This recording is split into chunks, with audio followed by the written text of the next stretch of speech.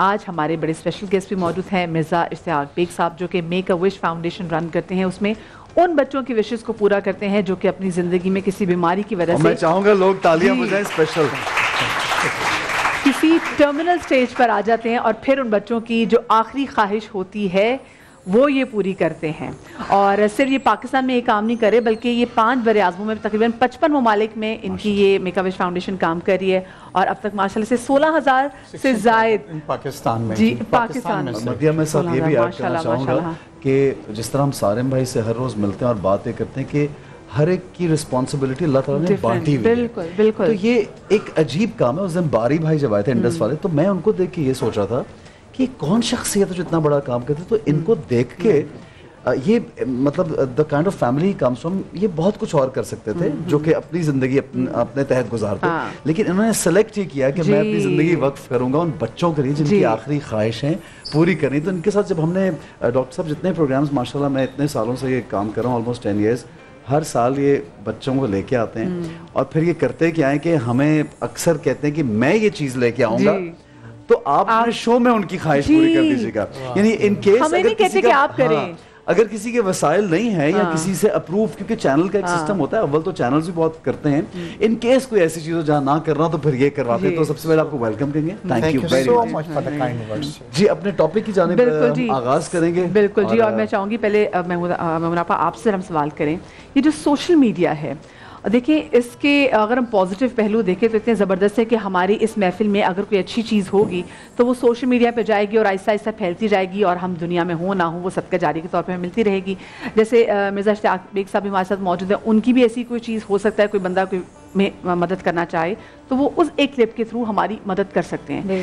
کتنا امپورٹنٹ ہے کہ ہم بھی کوئی بھی چیز آتی ہے، انوینشن آتی ہے، بجائے کہ اس کو رد کرنے کے اس کو یہ دیکھیں کہ ہاں بھائی اس کا ہم اپنے اسلام کی کو پھیلانے کے لیے، اس کی تبلیغ کے لیے بھی اچھا استعمال کر سکتے ہیں. بسم اللہ الرحمن الرحیم. مدیہ، ہم لوگوں کا یہاں پر بیٹھنا بھی تو اس سوشل میڈیا ہی کی عنایت ہے، ورنہ ہم لوگ ایک جلسہ کر لیں یا ایک درس کریں، اکٹھا کریں، ایک بنا سکتے ہیں ایک ہال میں یا ایک لمیٹڈ تعداد میں، لیکن اب ایک وقت میں آپ کا میسج لاکھوں لوگ سن سکتے ہیں جب چاہے. دوسری بات یہ ہے کہ جیسے صدقہ جاریہ آپ نے کہا، ایسے گناہ جاریہ بھی ہوتے ہیں ہر چیز کا. کوئی بھی گیجٹ، کوئی بھی ڈیوائس اٹ سیلف بری یا اچھی نہیں ہوتی، اس کا استعمال جو ہے وہ اچھا یا برا ہوتا ہے. ہم اس کو پازیٹیو اگر استعمال کرتے ہیں تو یہ سب سے بڑا عدل اور انصاف دلانے کا ذریعہ بھی بن جائے گا، یہ سب سے زیادہ تبلیغ کا ذریعہ بھی بن جائے گا.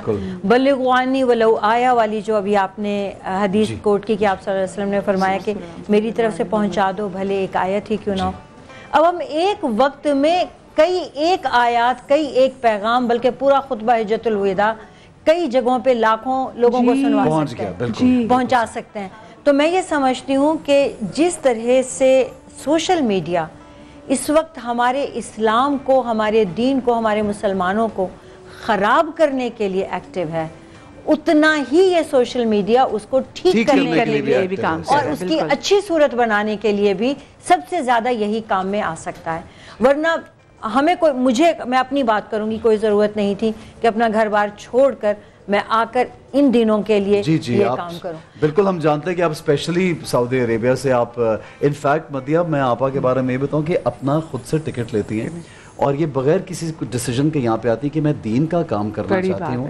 اور کیونکہ ہر سال ہماری گفتگو ہوتی تو یہ بڑی ایک خوشائن بات ہے کہ اس طرح کے ٹیچرز جو ہیں وہ بہت دور سے آتے ہیں اور پھر پاکستان میں آ کے خدمت خلق ہے یہ لوگ. جبیل بھائی یہ جو کام ہے خدمت خلق میں بھی آتے ہیں، جیسے اب یہ سوشل میڈیا کے ذریعے اگر ہم میک اے وش کی بات کریں گے یا سارم بھائی کے این جی او کے لیے ہم بات کریں گے کسی مستحق انسان کی مدد کے لیے، تو وہ جتنے بھی اس چیز میں شامل ہوں گے لوگ، کیا ان کو ثواب ملے گا؟ چاہے وہ پیسے نہ دیں لیکن پیغام آگے میسج فارورڈ کر دیں.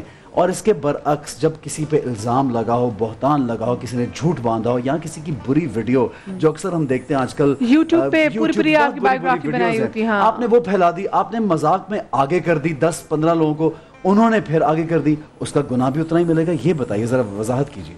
بسم اللہ الرحمن الرحیم. الصلاۃ والسلام علیک یا رسول اللہ وعلی آلک و اصحابک یا حبیب اللہ.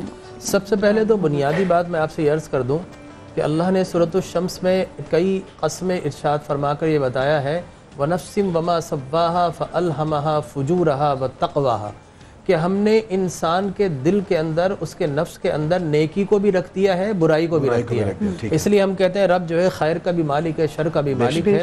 لہٰذا فرمایا آقا کریم علیہ الصلوۃ والتسلیم نے فرمایا استفت قلبک، آپ کو کہیں بہت زیادہ دور جانے کی ضرورت نہیں ہے.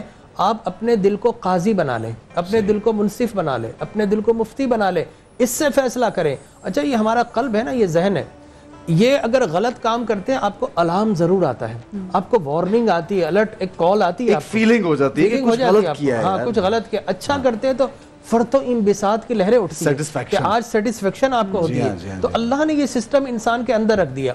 اب دیکھیے ان تعدوا نعمت اللہ لا تحصوها، اللہ کی نعمتیں ایسی ہے کہ شمار کرنا چاہے نہیں کر سکتے، ملین بلین ٹریلین سب ختم ہو جائے گی. لیکن نعمت بعض اوقات فائدہ اس وقت دیتی ہے جب رحمت بنے، اور نقصان اس وقت دیتی ہے جب ہم اسے زحمت بنا دیں. ٹھیک ہے. اب مثال کے طور پر پانی ہے، پانی جو ہے اللہ کی بہت بڑی نعمت ہے، لیکن میرے پاس نہیں ہے تو میرے لیے فائدہ مند نہیں ہے. جب میرے پاس اگر آ گئی تو وہ نعمت اب رحمت بن جاتی ہے. ٹھیک ہے. اسی طریقے سے اگر پانی زیادہ ہو جائے، اللہ کی نعمت تو ہے لیکن وہ سیلاب آ جاتے ہیں، زحمت بن جاتی ہے. تو اب یہ ہم نے فیصلہ کرنا ہے. یہ دنیا خیر و شر کی دنیا ہے، یہ دنیا عسر اور یسر کی دنیا ہے. تو آپ نے کسی اللہ کی نعمت کو زحمت بننے سے کس طرح بچانا ہے. It is up to you. اللہ نے آپ نے انفراسٹرکچر کیا بنایا ہے، ذہن سازی کیا کی ہے. زحمت والی بات ہے کہ اللہ پاک نے آپ کو اتنی اچھی سوچ تھی، اللہ پاک نے آپ کو لکھنے والا اچھا ہاتھ دیا، اور آپ بجائے کہ جب ہم سوشل میڈیا کی اگر ہم اسپیسیفکلی بات کریں اور جتنے بچے ہمیں دیکھ رہے ہیں، کوئی بھی ایسی پکچرز آ جائے، کوئی بھی ایسی ویڈیوز آئے، تو بجائے کہ آپ اس پہ کوئی اچھا کامنٹ کریں یا کوئی اچھی بات کریں، لوگ نیچے اپنا گالم گلوچ. اور ٹویٹر پہ بھی ہم دیکھیں تو سب سے پہلے تو یہ دیکھا، تو یہ تو آپ نے اپنی جو اللہ پاک کی دیوی نعمت اس کو زحمت میں کنورٹ کر دیا. میں اسی طرف آ رہا تھا کہ دیکھیے اب ہم نے یہ فیصلہ کرنا ہے. 20th سینچری کے اندر اس تیزی کے ساتھ کمپیوٹر نے آ کے دنیا کو تبدیل کیا. میں سمجھتا ہوں گزشتہ کوئی 2000 سال کی ایسی تاریخ نہیں ملتی. اتنا ریپڈلی ہیومن نیچر تبدیل ہوا، ہیومن لائف اسٹائل تبدیل ہو گئی. پھر اس کے بعد انٹرنیٹ آ گیا، ویب کا مطلب ہے جال بچ گئے، سارے انٹرنیٹ کے ساتھ لنکڈ ہو گئے. تو اب یہ اتنی تیزی سے انقلاب آیا کہ ہم اس کے لیے تیار نہیں تھے. بالکل نتیجہ ہی نکلا کہ وہ چیز جو اچھائی کے لیے استعمال ہو سکتی تھی آج برائی کے لیے بھی استعمال ہو رہی ہے. Out of control. اب آپ جو ہے وہ عقل کے اس مرحلے پہ، عمر کے، میں اس مرحلے پہ میں اچھائی برائی سیکھتے، لیکن بچہ ہمارا وہ اچھائی برائی نہیں سمجھتا. اور میں تو بولتا ہوں انٹرنیٹ کے بے شمار فوائد سے آپ نے فرمایا بلغوا عنی آیۃ ولا آیۃ ولا حرفا، لیکن اس کے ساتھ ساتھ میں آج اب دیکھتا ہوں کہ انسان پوری دنیا سے تعلقات استوار کیے ہوئے اور جو پاس بیٹھا ہے اس سے دور نظر آ رہا ہے. بہت اچھی بات. تو یہ ایک بڑا عجیب و غریب فنومنا ہو گیا ہے. ہمارے ماں باپ یہی کمپلین کر رہے ہوتے ہیں، انٹرنیٹ کا کنیکشن وہ بند ہوا، سب ساتھ آگے بیٹھے. آپ پاس بیٹھے، آپ کا بچہ لگا ہوا ہے، وہاں پاس بیٹھا اور بچے سے دور ہے. سب لوگ گھر میں، سب ماں باپ بھی، مائیں بھی، انٹرنیٹ نے پوری دنیا کو قریب کر دیا، اپنوں کو دور کر دیا.